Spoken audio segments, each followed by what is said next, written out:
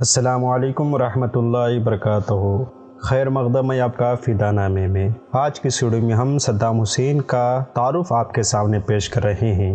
اس video کی فرمائش ہمارے ملک اشفاق جو پیارے سبسکرائبر ہیں انہوں نے خواہش ظاہر کی تھی۔ صدام حسین کی زندگی نشیب و فراز سے بھری پڑی ہے۔ ان کا بچپن ہو یا جوانی، ان کی زندگی ہمیشہ دوسروں سے بالکل مختلف رہی ہے، یہاں تک کہ ان کی موت بھی تاریخ کے نہ مٹنے والے داستانوں میں شامل ہو گئی ہے۔ صدام حسین کی پیدائش 28 اپریل 1938 کو عراق کے غریب گھرانے میں ہوئی۔ جب ان کی عمر تقریباً 3 سال کی تھی تو ان کے والد کا بھی انتقال ہو گیا۔ اب ان کے گھر میں 2 یا 3 دن کے فاقے ہوا کرتے تھے۔ یہ بات بھی یاد رکھنے کی ہے کہ صدام حسین کی پیدائش بغداد کے قریب قصبہ تکریت میں ہوئی۔ یہ وہی تکریت ہے جہاں حضرت سلطان صلاح الدین ایوبی رحمہ اللہ علیہ کی بھی پیدائش ہوئی تھی۔ صدام حسین کی والدہ نے غربت کی زندگی سے تنگ آ کر دوسری شادی کر لی اور صدام حسین کو لے کر اپنے دوسرے گھر میں منتقل ہو گئی۔ صدام حسین کے سوتیلے باپ کا برتاؤ صدام حسین کے ساتھ بالکل اچھا نہ تھا، اس لیے تنگ آ کر انہوں نے گھر کو خیر آباد کہا اور شہر تکریت میں اپنے ماموں کے ساتھ رہنے لگے جو عراقی فوج کے افسر تھے۔ ان کے ماموں نے ان کی تعلیم و تربیت کی۔ انہوں نے ابتدائی عمر ہی میں صدام حسین کو عراق کی نوآبادیات کی برائیوں سے آگاہ کر دیا تھا۔ ایک اور روایت یہ بھی ہے کہ صدام حسین تکریت میں اپنے چچا کے ساتھ بھی رہتے تھے۔ ان کے چچا ایک استاذ، ایک معلم کی حیثیت سے خدمات انجام دیتے تھے۔ اپنے لڑکپن میں ہی صدام حسین نے بھی حکومت مخالف مظاہروں میں کافی سرگرم رہے اور اس دوران انہیں 6 ماہ کی قید بھی ہوئی۔ صدام حسین کو مطالعے کا اس قدر زیادہ شوق تھا، اپنے جیب خرچ سے کتابیں خریدتے تھے۔ وہ عرب تاریخ اور انگریزی کتب کا مطالعہ بھی شوق سے کرتے تھے۔ انہیں تیتر اور بٹیر کے شکار کا بھی بہت شوق تھا۔ وہ شراب نوشی سے دور رہا کرتے تھے۔ 18 سال کی عمر میں 22 پارٹی میں شمولیت اختیار کی اور بہت جلد ان کے رہنما بننے میں کامیاب ہو گئے۔ 1958 میں ان کی شادی ساجدہ نامی لڑکی سے ہوئی جن سے 3 بیٹیاں اور 2 بیٹے پیدا ہوئے۔ ابھی ان کی شادی کو صرف 4 ماہ گزرے تھے کہ عراق سے برطانوی نوآبادیات حکومت کا تختہ الٹ دیا گیا، جس کی وجہ سے پورے ملک میں پرتشدد انتشار کا ماحول پیدا ہو گیا۔ مگر صدام حسین کے لیے وقت بہت ہی اہم ترین ثابت ہوا، کیونکہ یہی وہ وقت تھا جب صدام حسین کو تاریخ کے ورق پلٹنے میں اپنا نام درج کرنا تھا۔ برطانوی نوآباد حکومت کے خاتمے کے بعد عراق میں ایک ظالم حکمران عبدالکریم قاسم کی حکومت قائم ہوئی۔ عبدالکریم قاسم کی حکومت باعث پارٹی کے لیے خطرہ بن سکتی تھی، اس لیے باعث پارٹی نے پلان بنایا کہ عبدالکریم قاسمی کو ختم کر دیا جائے۔ چونکہ صدام حسین بھی باعث پارٹی کا ایک اہم رکن تھے، اس لیے عبدالکریم قاسم کو ٹھکانے لگانے کی ذمہ داری صدام حسین کو سونپ دی گئی۔ اس دوران صدام حسین کو طرح طرح کے ہتھیار چلانے اور نشانہ چلانے کی ٹریننگ بھی دی گئی۔ 1968 میں صدام حسین نے 4 لوگوں کی ٹیم بنائی اور عبدالکریم قاسم پر حملہ کر دیا۔ 2 گولیاں عبدالکریم قاسم کے سینے پر لگیں اور وہ موقع پر ہی مر گئے۔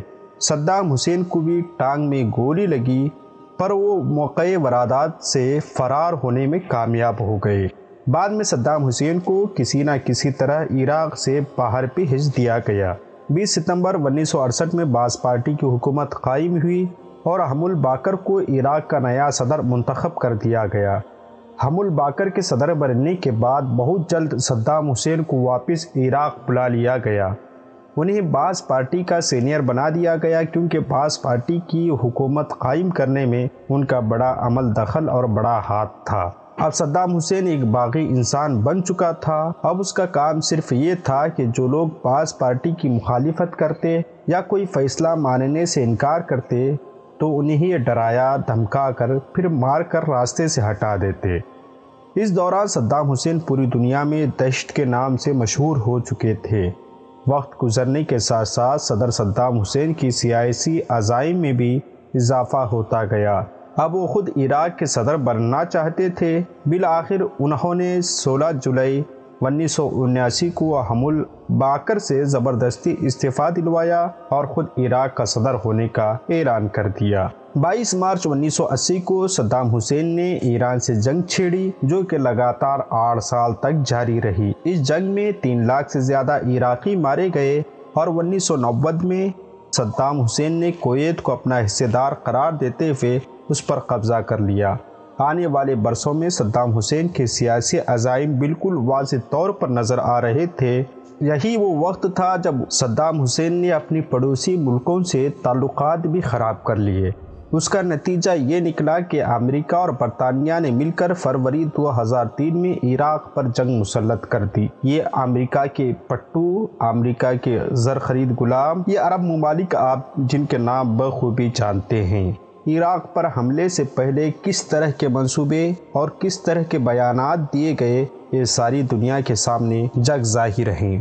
کس طرح جھوٹے الزامات کی الغار صدام اور عراقیوں پر کی گئی، جس طرح سے عراقیوں کی توہین کی گئی، یہ کوئی ڈھکی چھپی بات نہیں ہے۔ اس آگ میں تیل ڈالنے میں شیعوں نے بھی اپنا مکمل کردار ادا کیا، جیسے کہ تاریخ ان کی ہمیشہ سے رہی ہے۔ 2003 میں جب جنگ ہوئی، صدام حسین کو 30 بے گناہ کو قتل کرنے، چوری اور ہتھیار استعمال کرنے کے جھوٹے الزام میں امریکی ایجنٹوں نے گرفتار کر لیا اور امریکی صدر بش کے کہنے پر عدالت نے ان پر مقدمہ چلایا اور ان کو سزائے موت سنائی گئی، اور اس فیصلے پر عمل درآمد کرنے کے لیے 30 دسمبر 2006 میں عید الاضحیٰ کے دن ان کو پھانسی دی گئی۔ یعنی کہ مسلمانان عالم کو صدام حسین کی پھانسی دے کر ایک گہرا زخم دینا امریکہ کا منصوبہ رہا۔ 30 سال عراق پر حکومت کرنے والے صدام اپنے خالق حقیقی سے جا ملے، ان کو پھانسی دی۔ آج 16 سال سے زیادہ کا عرصہ گزر چکا ہے، لیکن ابھی تک ان پر لگایا گیا کوئی بھی الزام سچ ثابت نہیں ہوا۔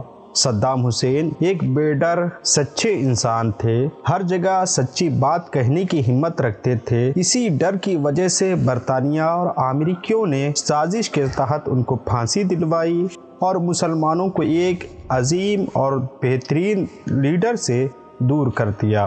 صدام حسین کے حوالے سے ہم نے جو باتیں کہی ہیں، اس میں بہت ساری باتیں ہم کہہ نہیں سکتے سیاسی وجوہات کی بنا پر، لیکن ایک بات واضح طور پر ثابت ہے کہ صدام حسین مسلمانوں کے لیے مسیحا کے طور پر ابھر کر سامنے آئے۔ بالکل صدام حسین کا معاملہ ویسے ہی رہا جیسے آج ہم رجب طیب اردگان سے امیدیں رکھتے ہیں۔ صدام حسین پر ہزاروں الزامات سہی، لیکن انہوں نے غوث کے دربار کو، امام حسین کے روزے کو، کاظمین کو جس طرح سے سجایا سنوارا، ان کی محبت اور عشق رسول اور عشق اولیاء کا منہ بولتا ثبوت ہے۔ ہم آپ سے درخواست کرتے ہیں کہ ویڈیو کیسی لگی آپ ہمیں کمنٹ باکس میں بتائیں۔ ملتے ہیں اگلی ویڈیو میں، تب تک آپ اپنا اور اپنے پیاروں کا خاص خیال رکھیں۔ السلام علیکم۔